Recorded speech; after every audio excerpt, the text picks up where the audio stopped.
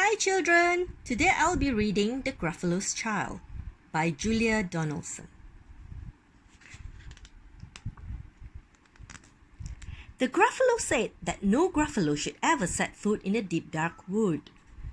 He told his child, "You should never, ever, never, ever go into the deep dark wood." "Why not? Why not?" "Because if you do, the big bad mouse will be after you." "I met him once," said the Gruffalo. "I met him a long, long time ago." "What does he look like? Tell us, Dad. Is he terribly big and terribly bad?" I can't quite remember," said the Gruffalo. Then he thought for a minute and scratched his head.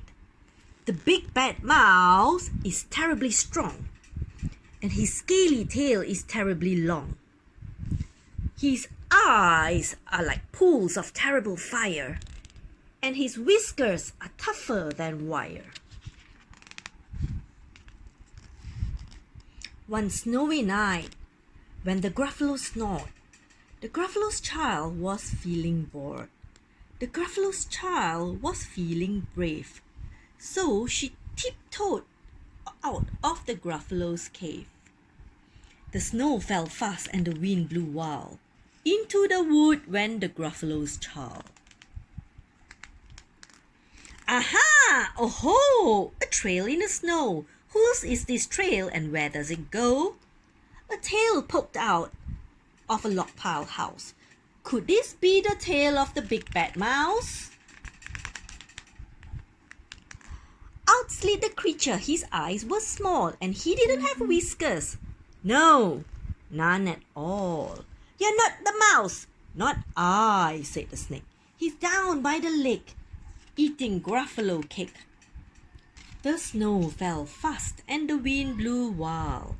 "I'm not scared," said the Gruffalo's child. "Aha! Oh-ho! Marks in the snow. Whose are these claw marks and where do they go?" Two eyes gleamed out of a treetop house. Could this be the eyes of the big bad mouse? Down flew the creature. His tail was short, and he did not have whiskers of any sort. "You're not the mouse."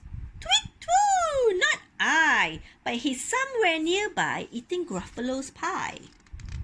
The snow fell fast and the wind blew wild. "I'm not scared," said the Gruffalo's child. "Aha! Oh-ho! A track in the snow. Whose is this track and where does it go?" Whiskers at last, in an underground house. Could this be the home of the big bad mouse?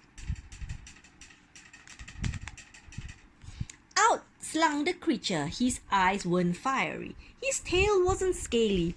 His whiskers weren't wiry. "You're not the mouse."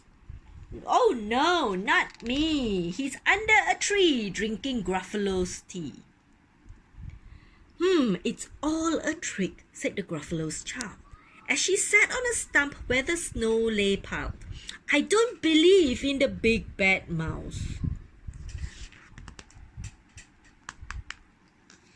But here comes the little one out of his house.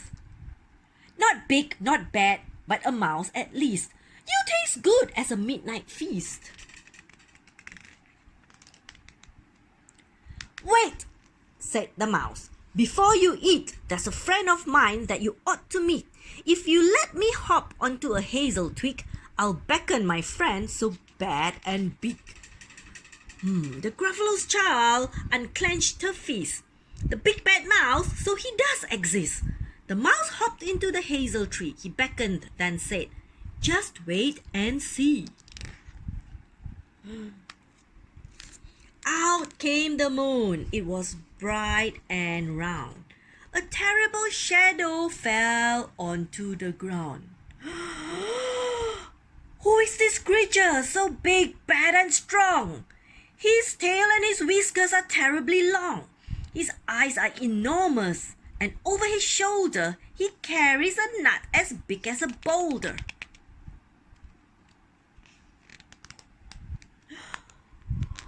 The big bad mouse! Yelled the Gruffalo's child. The mouse jumped down off the twig and smiled.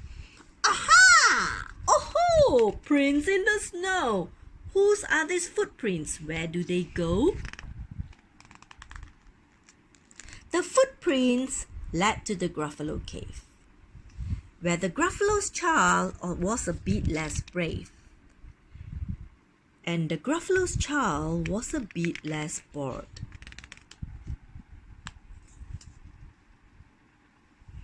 And the Gruffalo snored and snored and snored.